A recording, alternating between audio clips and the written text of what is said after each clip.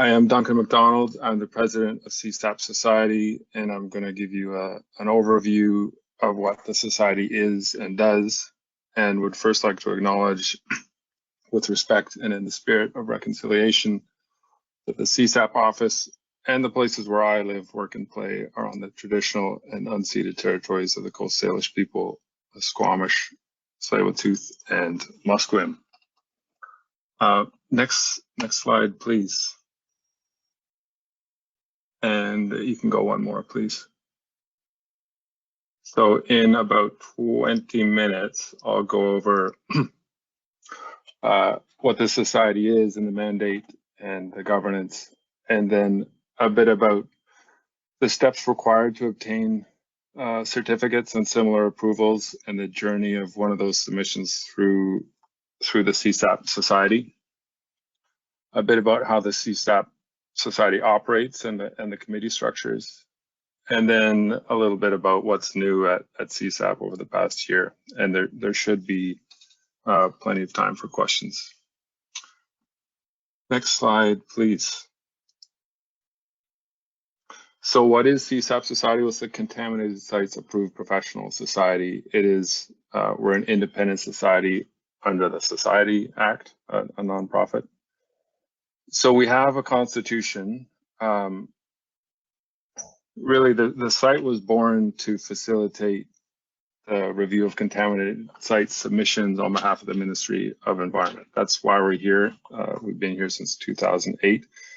A similar function preceded the society as the roster of approved professionals that was managed by the ministry. So this externalized that function into our own nonprofit society.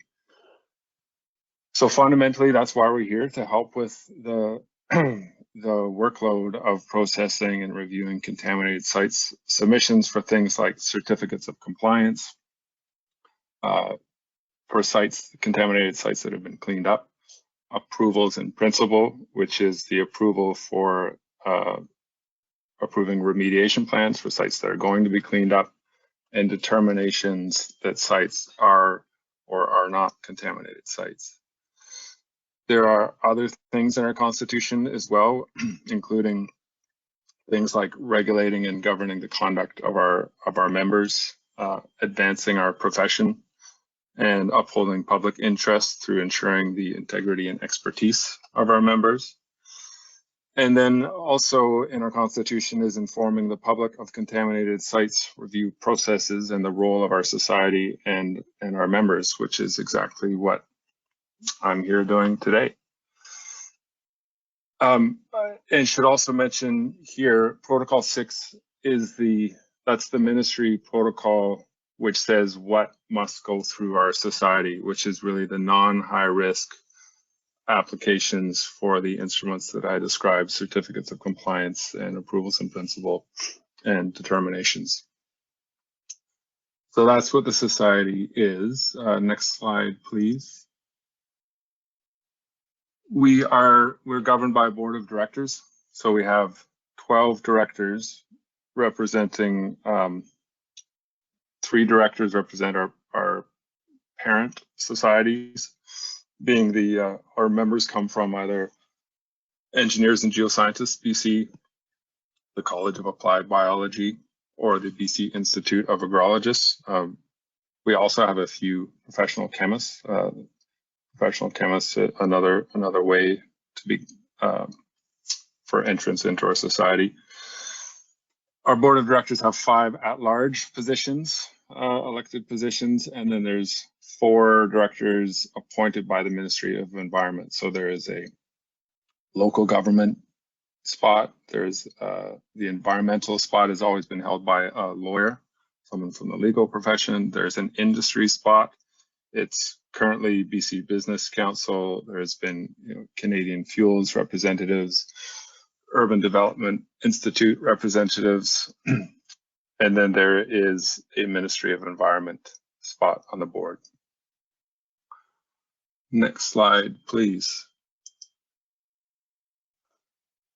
So here's the part where I thought we'd go through the general steps of obtaining an approval for a contaminated site, and then how you would engage one of our members, an approved professional, and then how that process would flow through the society. So starting with a typical scenario where you would need an environmental approval. Example would be an industrial site, which through the site identification process has triggered the freeze of municipal permits. So typically development permits, building permits, occupancy permits, and other situations. So this is when you would know, okay, I'm going to need an environmental approval for this site. You would engage an environmental consultant and team to do preliminary site investigations with the purpose of determining whether the site is or is not a contaminated site. Around the same time, knowing that you would need one of these approvals through our society, you would engage an approved professional. That approved professional may or may not be within the firm that you retain to do the environmental investigations. They would typically be someone at arm's length, so not directly involved with the direction or execution of the work. And there's certain circumstances where that's absolutely required, such as when there's offsite migration or risk assessment. The thing is, you don't know that at the beginning of the project. So typically these approved professionals are arm's length from the project team that you're working with. Then assuming the site is a contaminated site, your team would be doing detailed site investigation work to fully characterize the extent of contamination and the site generally. Depending on the type of approval that you're going for, there might be remediation planning work, remediation, there might be risk assessment work, risk management measures, and then you'd prepare all the reports required for a regulatory submission. So preliminary site investigation, detailed site investigation, remediation reports, etc. Next slide, please. Now here's where you're probably at the stage where the approved professional might review draft copies of the reports, and then there would be some iteration back and forth between your consulting team and the approved professional, after which, once you have a final set of reports, the approved professional reviews those reports and completes the application and submission documents. So separate from what your environmental consultant prepares, the investigation and remediation reports, the approved professional, there's well over a dozen other things to be prepared to support the documentation for a recommendation to our society, for example, certificate of compliance. So at this point, it's entered the society with fees charged by the society. CSAP performed a screening process on all of the documents. I'm going to talk a little bit more about that further, and then there's another entire presentation on the screening process after this by Tara Siemens-Kennedy. Separate from screening, there's the performance assessment process, which I will also describe a bit further later, and of which there's another presentation on after Tara's by Chuck Jokums. So there's a possible CSAP performance assessment, and then once CSAP Society is satisfied with the screening and or performance assessment, it goes to the Ministry of Environment. The ministry assigns a signing director who reviews the documentation and the screening record, and then they ultimately are the ones that sign and issue the instrument. Next slide, please. Thank you. So how CSAP operates is through a combination of full-time staff, which is a small group. There's the executive director, Catherine Schachtel, who's been here since the beginning of this society, and then her team of Anna Popova and Nelly Pomerata. And then there's committees who are chaired by the directors, for the most part, to fulfill the following functions. I'll talk a bit more on the first four of the functions of processing submissions, which is really the primary function of the society, and it involves more than one committee through the performance assessment and screening process. There's the committee that regulates membership. There's the committee that ensures the expertise of our membership through professional development. And then there's a committee that's there to advance the profession through research and cooperative projects. Our operations also have a discipline and governance committee. They're a bit less involved in the week-to-week function of the society, but important and active nonetheless. Next slide, please. So processing submissions, it's really the quality assurance part of the society, of making sure that what goes to the Ministry of Environment is in good order and supported. So it's a multi-step process. There's administrative screening from CSAP staff to make sure that the submission's complete and everything is there that should be and is completed correctly. Then there's a detailed screening from a committee member.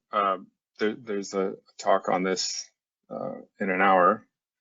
So that screening is looking at all the many submission documents, except for the investigation reports and remediation reports, but all of the other 15 documents to look for internal consistency and compliance with what's expected from the signing director. So it's looking at things like everything from the potential contaminants of concern to the screening communication records with offsite parties, performance verification plans, the vapor conditions on the certificate. There's a lot of stuff to go through. Then there are random performance assessments, which I referred to earlier on. So 1 in 8 submissions. And so when that happens, there's a specific committee or panel struck for that performance assessment to review the submissions, to review the reports in detail and assess whether they're sufficient and support the recommendation. And then there's non-random performance assessments, which might be initiated if issues are identified during the screening process that can't be resolved. And those can also be initiated by the ministry. They can follow a site. There's the sites have prior triggers that means that the next application coming in for a specific site is subject to non-random performance assessment. Next slide, please. The membership committee is responsible for the integrity and expertise of our members. So the committee does things like develop our exam process and develop the exams themselves, completing experience reviews for new members, and developing and adjusting our professional development requirements and our membership requirements. Next slide, please. The Professional Development Committee puts on our spring and fall workshops, quarterly webinars, our member updates. And then I'd also say for professional development that our society requires a lot of volunteering from our members to fill all these committee spots and all these panel spots. So there's a lot of opportunity for our membership to gain professional development through committee work. So it's kind of a win-win situation. We need a lot. We have whatever our membership is, 115, 120 people. We have dozens of spots to be filled to operate all of these committees and functions. So it's great because it's very tailored to our profession. It's a small small professional body, sort of niche profession, and this committee does a great job providing a lot of professional development opportunities, and then the operation of the society presents a lot of those opportunities. Next slide, please. The technical review committee fulfills this part of our commitment to advancing the profession. So the TRC, the Technical Review Committee, puts forward and completes technical studies and projects, both on our own, funded by CSAP Society, and in cooperation with the ministry and other stakeholders.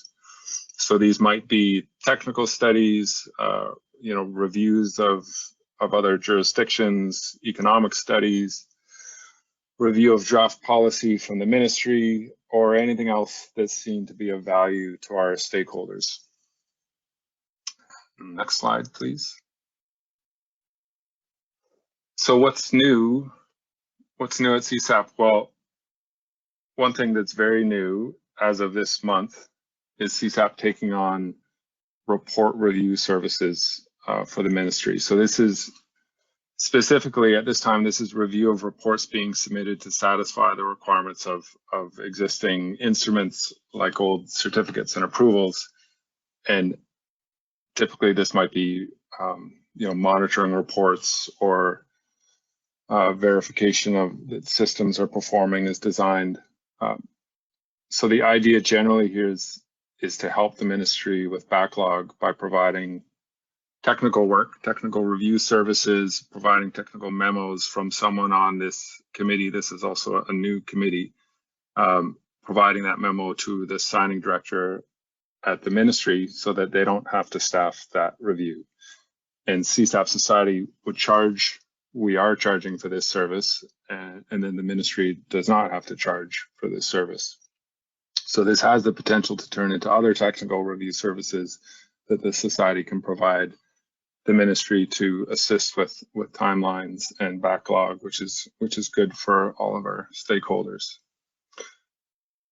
So what else is new? Just with the next few slides are a few statistical updates on what's gone on in the past year to do with submission volumes, and then we're seeing an increase in approval in principles, and just continuation of our striving to meet timelines and success on that front. So next slide, please.